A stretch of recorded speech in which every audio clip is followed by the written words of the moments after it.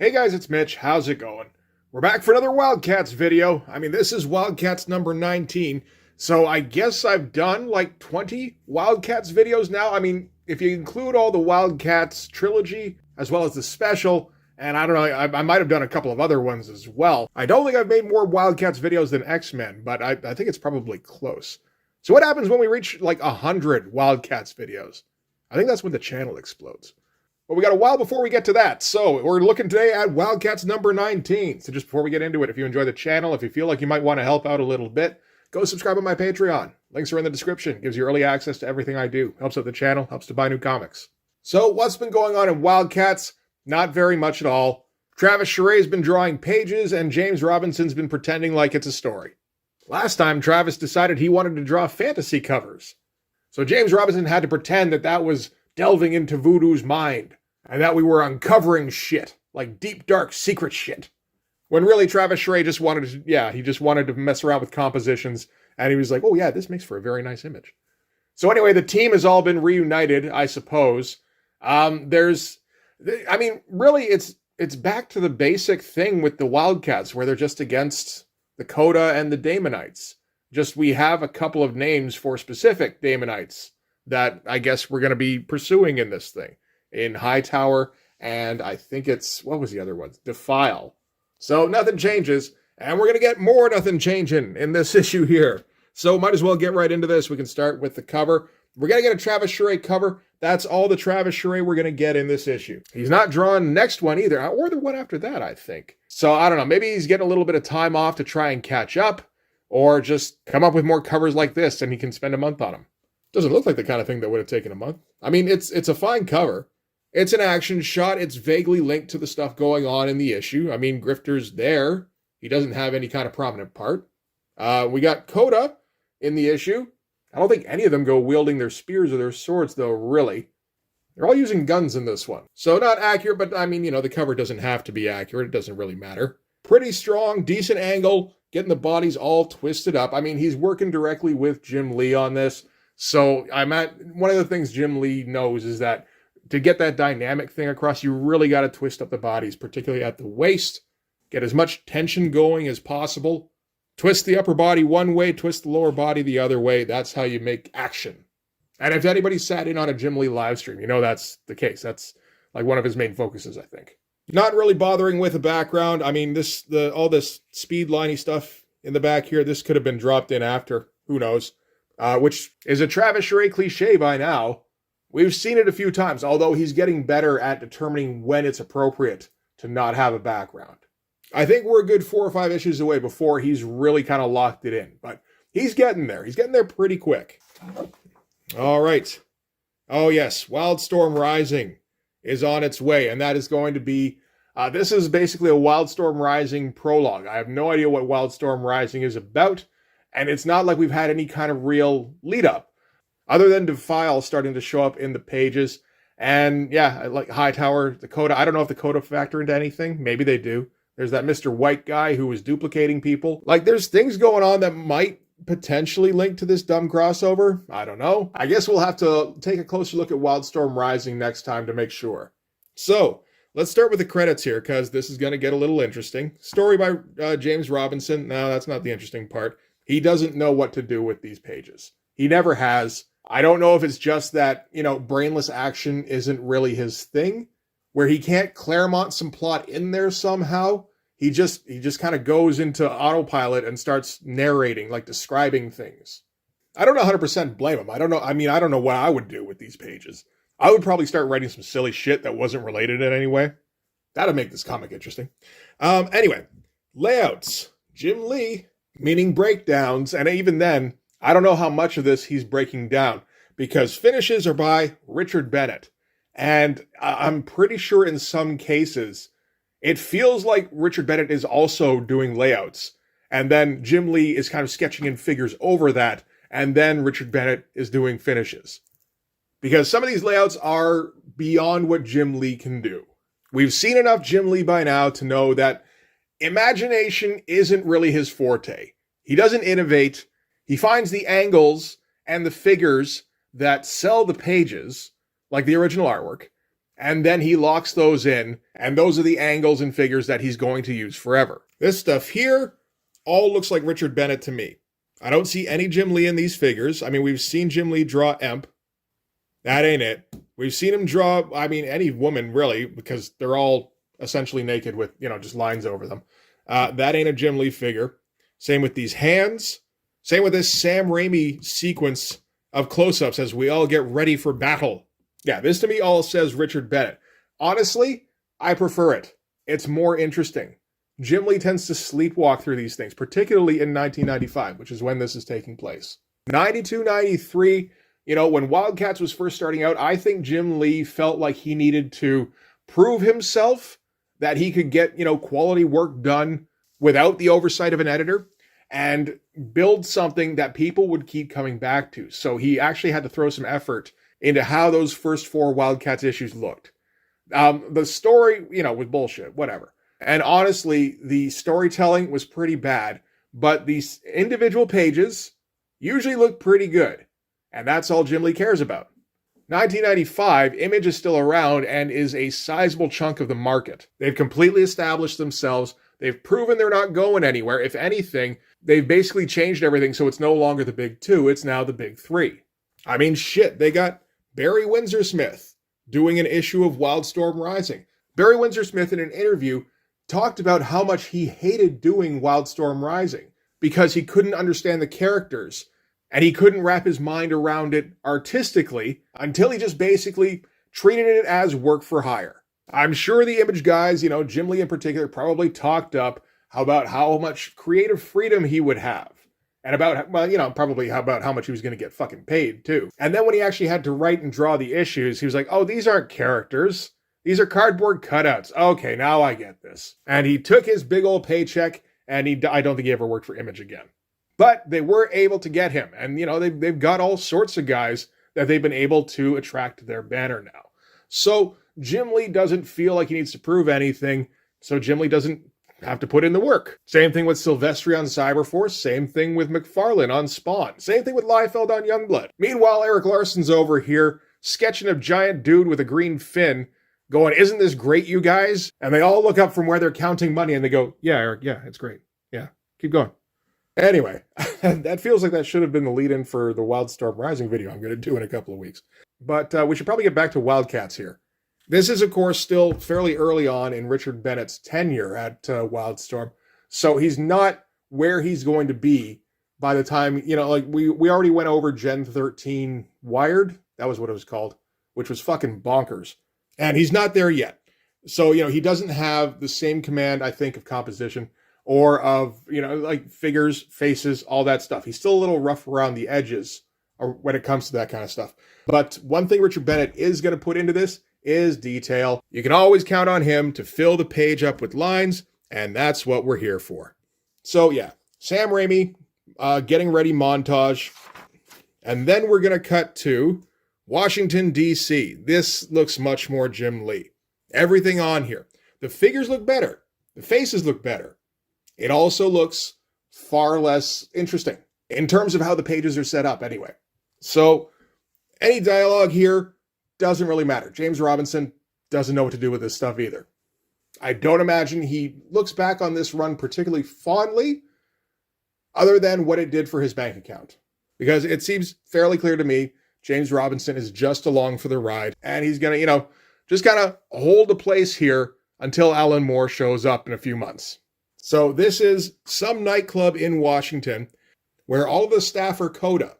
This is some kind of hideout for them. I don't believe most of the patrons are, although there are a couple of Damonites in here, including Hightower. And Hightower, I think, was the villain in WILDCATS trilogy.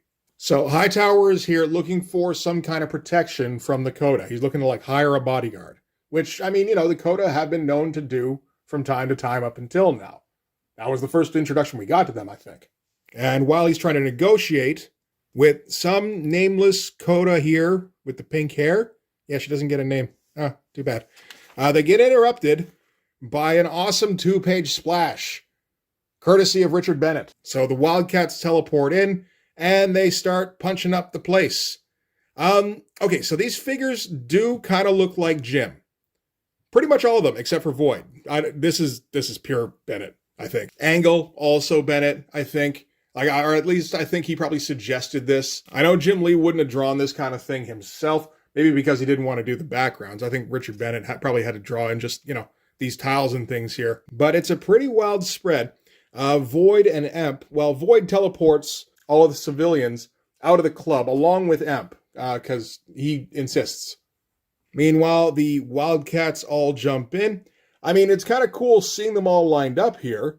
It's just the actual effect, since they're so small, it doesn't feel particularly impactful, but it's still cool seeing the full figures at least. But yeah, that's a pretty wild start, and we're going to keep getting the odd imaginative layout, which again, I think is on Richard Bennett. This stuff here looks mostly like Jim. This stuff here, again, almost entirely by Jim, I think, and probably with some pretty tight pencils, except for the background stuff. All this stuff with, we got Coda hiding behind tables. We got bullet holes going all over the walls here. We got the tables getting ripped up. All sorts of debris flying. We got glass flying all over Grifter. Jim didn't draw that shit. Bullet casings all over the place. It's exciting. There's all sorts of shit happening. And the Wildcats are just kind of tearing through everything. These are some pretty fun pages, really.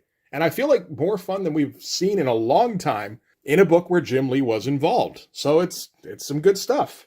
It's funny, when you think of Jim Lee, you think Scott Williams. The Lee-Williams connection is like the zenith of action comics.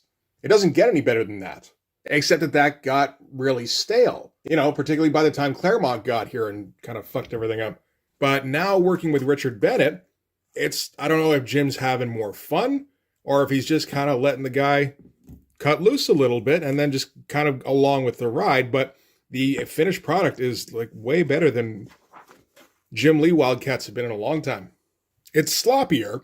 I mean, obviously most things are going to be sloppier than Scott Williams.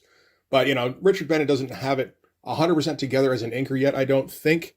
I think he's still a couple of years away before he's really smooth at it. But I don't have any complaints, I have to say. So, yeah, we're just gonna get some fight stuff here, which I'm down for. Zealots taking down other Coda members, just throwing gang signs at them. I like that. And the one here goes flying at her in a classic Jim Lee pose, crossing over all the panel borders too and everything. Good stuff, Jim. And she cuts her head off immediately, they're just slicing through them like hot butter. One thing is this doesn't do a whole lot towards reaffirming that the Coda are formidable in any way, because they have no chance against these Wildcats. But that's a fun ass shot. I don't think I've seen Jim draw that particular shot before, which is surprising. Again, breaking panel borders all over the place and putting the sword behind her own hand. I think that almost broke Jim's brain. All right, and meanwhile, Hightower in tiny little panels flees the scene. It's shit, I guess I didn't get my bodyguard after all. These are some kind of death blow looking panels here. They're fine. This is really all you need for the storytelling. Got no complaints. Meanwhile, Void and Emp with all the civilians. They teleport outside of the club, but if we remember, the club was in Washington, and they teleport to New York because of the amount of people. Apparently, Void kind of couldn't control where she was teleporting to. So yeah, they just kind of ended up back, I guess, near their headquarters, and she kind of collapses and she starts just phasing out. This page, again, I think is a bit more Richard Bennett than Jim Lee. These faces don't look quite as strong. This angle's kind of crazy.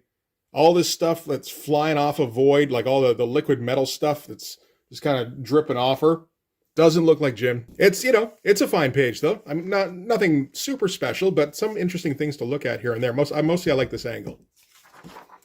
And then we're going to get some crazy shit. As I think this is meant to be the preview to Wildstorm Rising, because she just starts getting visions of the future. And horrible shit's going to happen. And that's all of this is. Just so much horrible shit's going to happen. Pretty goddamn good page though. The shot down here, this is I believe, Defile. That's a pretty good one. I think that's Hightower. I don't know what the claw here is, but we got Majestic fighting Union, so I guess that's going to happen. We got Deathblow in here, and Grifter. Okay, sure. And this kind of awesome shot a void up here at the top of the montage. I think there's a fair amount of Jim here, definitely with the figures. I'm not 100% sure about the composition. I think there's probably been at least some influence, particularly with Void up here. Although, he's shown a little bit of ability, particularly if I'm thinking back in Deathblow #1, it felt like he was kind of stretching his wings a little bit. Some of the stuff in here feels a little reminiscent of that. Like, that head looks really goddamn good. I'd like to think this is a Jim Lee thing. It just, the overall feeling of this page doesn't feel like it. It's a little bit too interesting, again. And this, of course, is the point where I do my usual caveat that I used to be a Jim Lee guy, all right? He was my main guy. I thought he was the best artist in comics.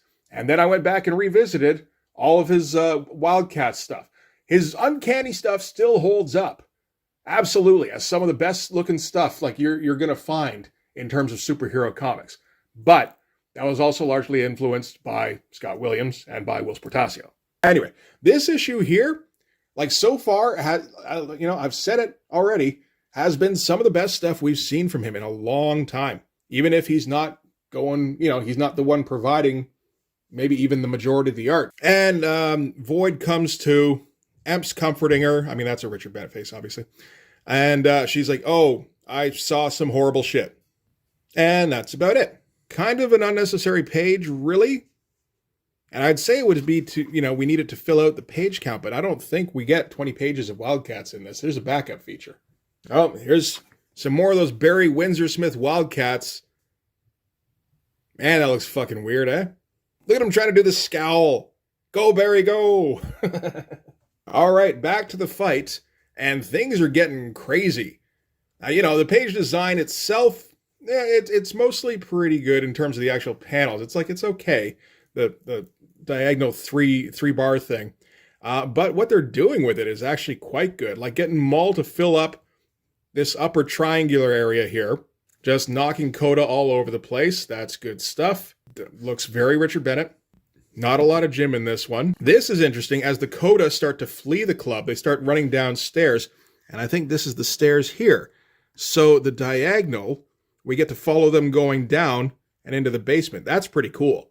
Again, doesn't look very much like Jim at all anywhere in here. This kind of does, like particularly the amount of finish on it.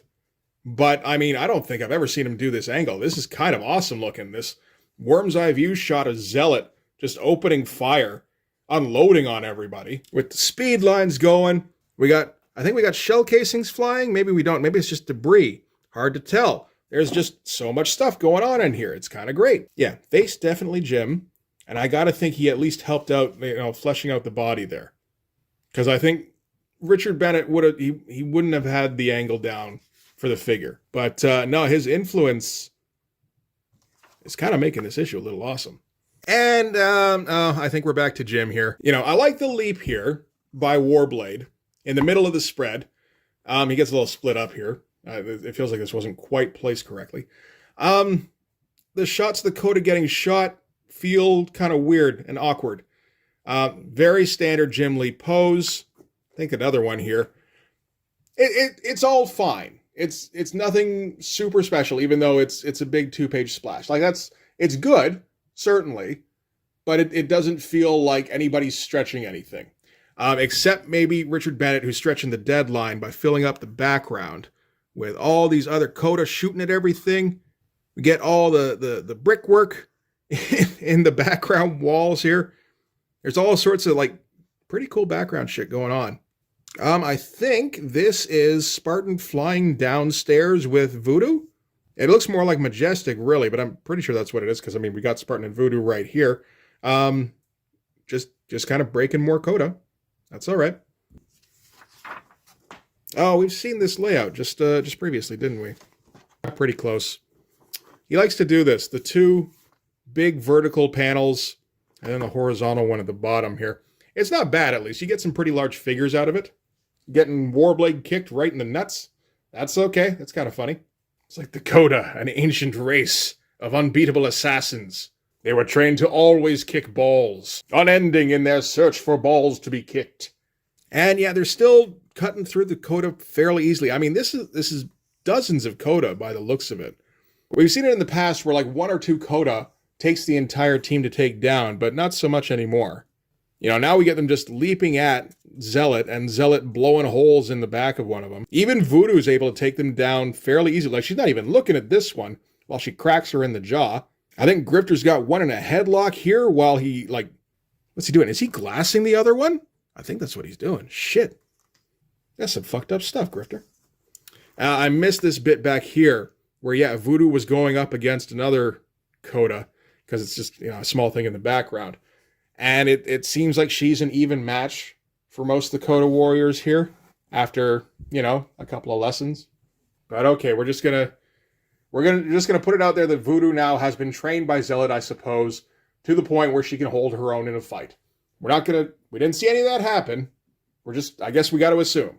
And the main Coda here is, I guess, communicating with her boss over the video screen here about they're being backed into a corner. So the usual strategy for Coda is it's the Predator strategy, really. If you can't win, make sure you take your enemy out with you. And the Wildcats figure out what's going on. They're trying to get to her, but they get swarmed by Coda, who are just like holding them in like arm bars and shit. They're not really even trying to do anything anymore. And the head Coda here is like, death or glory. And she hits the button and blows the place up. So I guess the Wildcats are dead. That's all right. They had a good run. Some decent stuff here. I mean, like, you know, you see all the cars going flying. Bunch of debris. Good stuff. Doors getting ripped off the hinges and everything. That's not a bad explosion. Coloring is it gets pretty muddy up here. But black and white art, I don't think I'd have any kind of problem with. It's pretty good stuff. And for some reason, all of the Wildcats survived, and I don't think any of the Coda did. Not sure how that works. Hell, Spartan even got to get Voodoo hanging off of him. Like, you know, like it's National Lampoon's Vacation. And before they can really collect their thoughts, they get confronted by the Wrath of Stormwatch, who've had several costume changes by the looks of it already. And not a great looking spread, I gotta say. Not trying too hard. Maybe getting a little close to that deadline. These are all just standard Jim Lee poses. I mean, this isn't even one. You'd have thought he could have come up with something better than that. The rest of these are standard Jim Lee poses, and they're just kind of randomly placed. There's no real attempt at trying to make this look particularly interesting. Yeah. Oh well. This is the lead up apparently for Wildstorm Rising. I don't know if it's going to be Wildcats versus Stormwatch. The only link Wildcats and Stormwatch have had so far is that for some reason Stormwatch had Maul's body up in Skywatch, and Wildcats showed up and went, "Hey, that's ours," and they took him and they teleported away again. So I guess we're going to get all of Wildstorm fighting against each other. That's the whole point. That's usually the point of these things. This is Wildstorm Prejudice. And then we're going to get our Savant backup story by Terry Dodson and James Robinson. And this, James Robinson, with this at least, is having more fun. He gets to do like fun dialogue and shit. Even if this part here isn't a story. This is the epilogue of a story. We already got the story with Savant. When she was on an island and she got captured by some natives and she was going to get sacrificed to a gorilla god. And she managed to escape with the help of her friend in a biplane. And on her way home, she discovered that the biplane had picked up a gremlin as a hitchhiker. And now we're just going to get like the back and forth between the gremlin and Savant. And Gremlin is agreeable enough. You know, he's a friendly little guy. He just wants to destroy their plane because that's what gremlins do. And we're going to get some, you know, some fun cheesecakey shots of Savant. You know, she goes out on the wing of the biplane to try and like kick him off or something or subdue him. And she slips off because naturally, she's slipstream. But she's able to catch the wing here. Again, you know, great looking cheesecake shot. That's good stuff. Terry Dodson, of course, getting to be very good with the expressions. I imagine he's been reading, a fair bit of Kevin Maguire comics. Not going too hard on backgrounds, but I mean, you know, they are up in the sky. Still, that's an awful lot of white. That's all right. It's just backup stuff. This is like bonus material. There's a fun bit here where, you know, she's hanging off the thing. She's trying to get the gremlin to help her. And she's like, look, you want the wing. I love the wing because the wing is keeping me from falling and splatting on the ground. So just like help me up. We'll share the wing. And the gremlin, you know, he's overly friendly and he's kind of dumb. So he's like, yeah, I like that idea. pulls her up. She grabs his leg and tosses him off. Get that fun thing like a Looney Tunes cartoon thing where the arms are flying every which way. That's some good shit. And they go tumbling off the wing, and they're just having a big old punch-up as they fall to their deaths. Meanwhile, Savant's friend, I forget her name, and I'm not sure where it is going to try and catch Savant and not catch the gremlin. And you get the big cloud with all the limbs flying out of it, because we're just going straight cartoon with this. And she is able to separate herself from the gremlin, who's been just chattering the whole way down. And once she kicks him away, her friend here is able to catch her in the biplane. Fun shot here. All this stuff, again, it's kind of reminiscent of some J. Scott Campbell kind of layouts. Even if J. Scott Campbell hasn't been going for very long at this time, I still think he's got a bit of an influence. And they get back to their hideout here. Savant's just kind of going through her mail, gets a letter from Charles Russell. He's having an exhibition. He found some artifacts for it, including some key, which she has to get from Russell, I suppose, probably in the next entry, because we're probably not going to have enough pages to fill the actual comic book. So, yeah, I mean, fun-looking stuff. The page layouts are pretty crazy, and everything has that slick finish that Terry Dodson has managed to develop at this point. So that's all right. And I think that's it for anything interesting in this comic. Yes, it is. All right, so that's Wildcats number 19. Maybe not like, a great comic or anything, but way more entertaining than I think we've gotten used to seeing from Wildcats. At least when Travis Chare's not running the show. Like, even when Travis Chare's drawing, it often looks pretty, but it's still not an interesting comic. This has got a fair bit better. So it almost makes you think, maybe this is like the dream combo. Get Jim back, like, it's basically kind of part-time for him, because he doesn't have to spend nearly as long on a page. And, you get Richard Bennett doing most of the drawing, which, seems like a great idea on the surface. Like, Richard Bennett loves drawing like nobody's business. You can just tell. One thing he doesn't give a shit about, deadlines. I am quite certain. They could be 2 days away from going to press. Jim Lee's on his back, and Richard's like, yeah, I know, man. I gotta hurry it up, but these little shards of glass aren't going to draw themselves, man. So, anyway, pretty good book. Again, better than I was expecting. You don't expect much from Wildcats these days. So good on them for that. And, rightfully so in terms of the story. Nothing fucking happened in this. But it's a nice surprise that, you can still enjoy a Wildcats book every once in a while. So yeah, next time we're going to take a look at Wildstorm Rising #1. That'll be in a couple weeks. But for this one anyway, that's going to do it. Thanks very much for watching. If you like this video, please hit like, hit subscribe, hit the notifications so you know when the next one's coming out. Go over and subscribe on my Patreon. Gives you early access to everything I do, from the Blood Force stuff to the YouTube videos before they get uploaded to YouTube, as well as some Patreon exclusive content. You can also follow me on Instagram and DM me there for commissions. And you can join the Blood Force Discord server. But yeah, that's going to do it. Thanks again for watching, guys. I'll see you in the next one. Bye-bye.